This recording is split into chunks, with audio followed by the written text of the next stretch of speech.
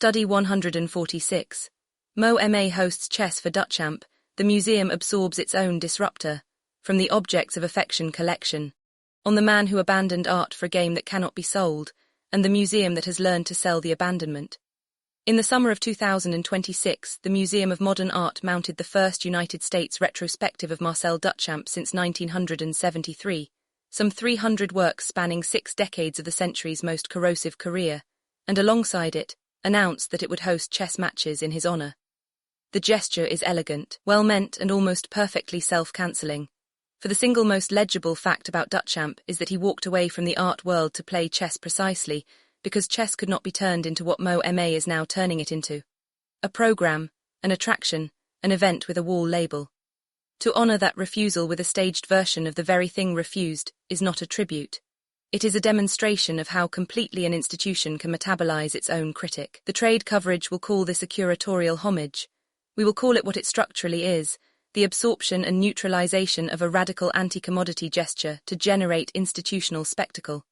The museum Duchamp spent his life outwitting has at last found the move that captures him by loving him. The Disruptor's retirement. Recall what Duchamp actually did because the legend has sanded it smooth. In 1917 he submitted a factory urinal, signed R.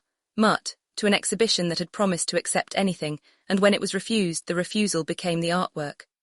The readymade proposed that art was not a matter of the hand, the eye, or the object at all, but of the decision and the frame, a nomination. It was an argument designed to make the precious art object structurally unnecessary. Then, having detonated the object, Duchamp did the more radical thing. He stopped. By the 1920s he had, to public appearance, given up art for competitive chess, playing for the French national team, writing chess columns, co-authoring a treatise on rare endgames. Critics have spent a century insisting he never really quit, that the retirement was itself a conceptual work. Perhaps. But the choice of chess was not arbitrary, and it was not a hobby. It was the logical terminus of the readymade's argument: if the object is unnecessary, choose the activity that produces no object at all. This is the gesture MoMA now proposes to celebrate, and the difficulty is immediate. You cannot hang a retirement. You cannot acquire a refusal. The museum's entire apparatus, collection, conservation, insurance, the vitrine, exists to preserve objects, and Duchamp's late move was the deliberate manufacture of nothing to preserve. The retrospective solves this the only way it can, by filling the rooms with the early explosions and treating the silence that followed as the final, frameable masterpiece. You cannot hang a retirement, you cannot acquire a refusal, so the museum frames the silence and calls it the masterpiece. Roman 2. Why chess? To see the sharpness of Duchamp's choice, you have to take chess seriously as an anti-commodity. A game of chess yields no artifact. It cannot be sold. A played game survives only as notation, infinitely reproducible and worth nothing. It has no aura in our sense. No aura transaction is possible where there is no unique object to authenticate and no scarcity to defend.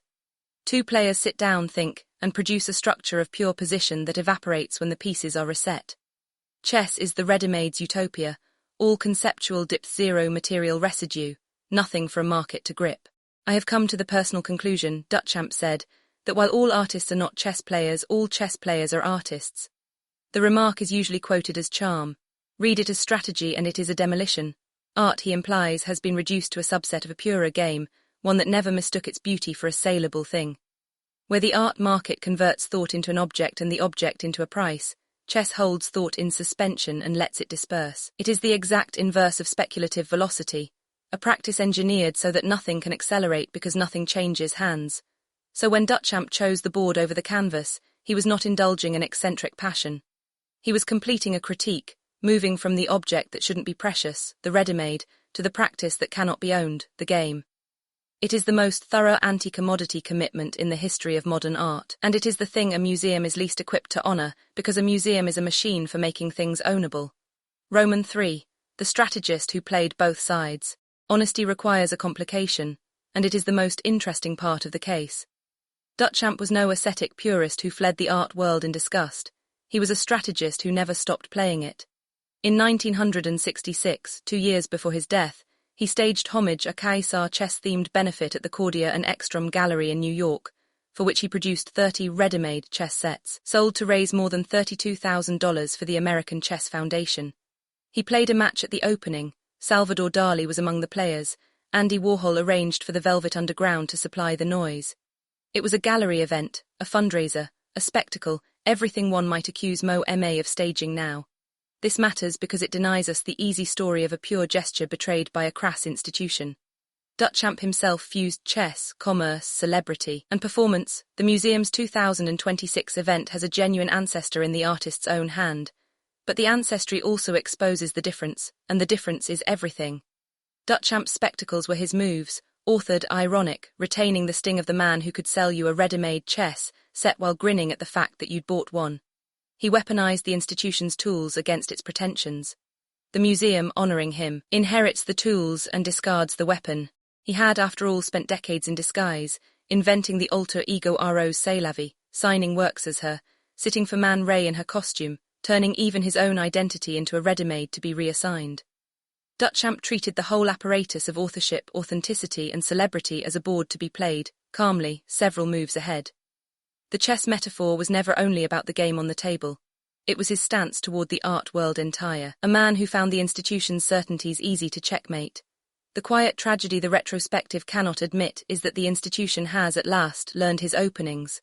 Roman 4. The retrospective as reliquary. The critical reception of the retrospective has, to its credit, sensed the problem, even if it stops short of naming the mechanism. One review found Duchamp vanishing into the shadow of his own legend. Another asked whether we have simply become too reverent of him. A third argued the show exposed the radical's bourgeois yearnings.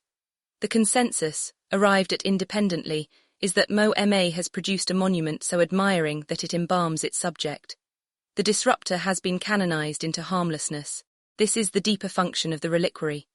A retrospective of 300 works does not merely display Duchamp.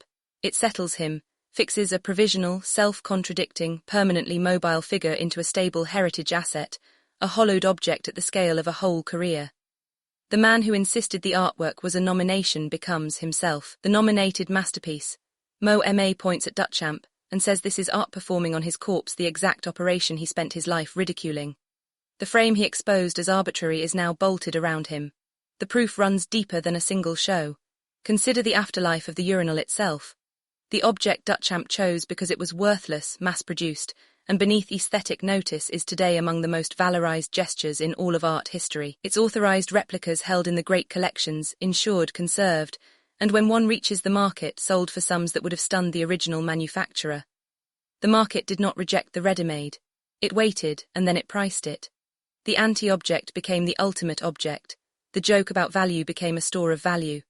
Duchamp's turn to chess was in part a response to precisely this discovery, that the art world could absorb even the attack on the art world, and charge admission at the door.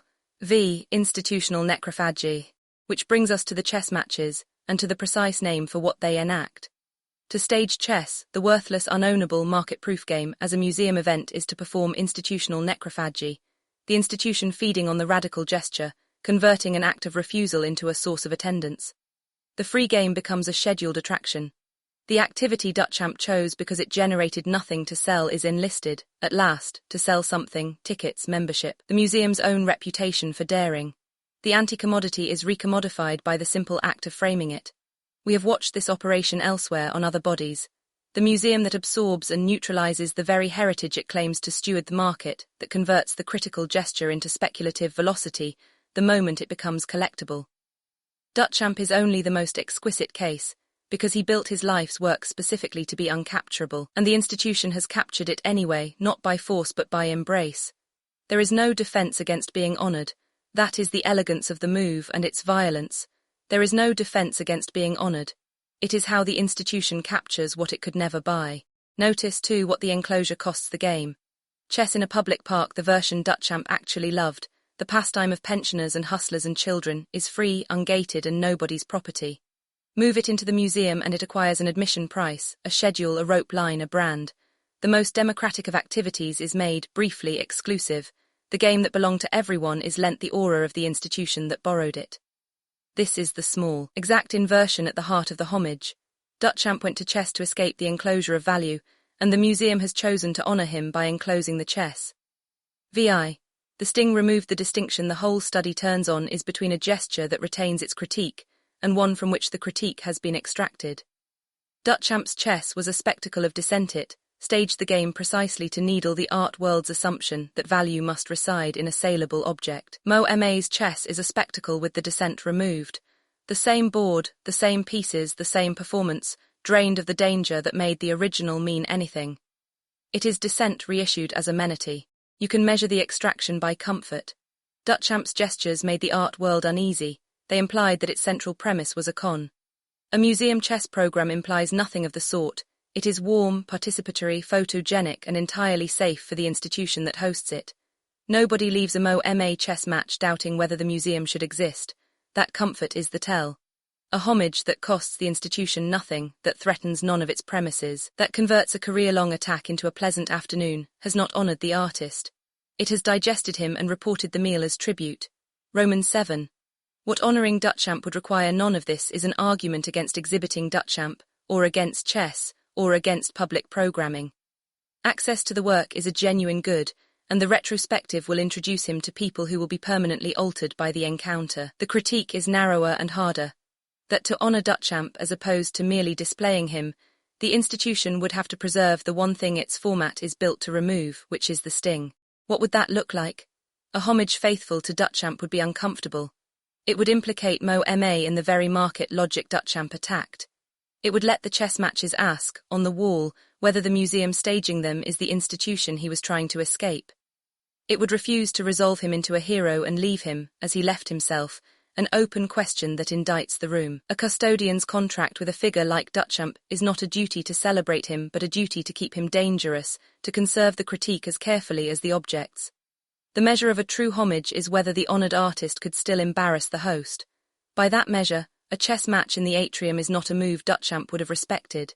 It is the one he would have seen coming. Coda. Duchamp spent 60 years proving that the frame makes the art, that the institution's nomination is the whole of the magic, and that a man could therefore walk out of the game entirely and sit down at a different, cleaner one. MoMA's answer, 6 decades on, is to build the largest frame it has ever built and to set a chessboard inside it, to nominate the walking away as the masterpiece and the refusal as the entertainment. It is a brilliant move, and it wins. It is also the precise thing Duchamp was warning us about, that there is no gesture so radical that the museum cannot, in time, learn to serve it with wine. The pieces have been reset. The house is playing white.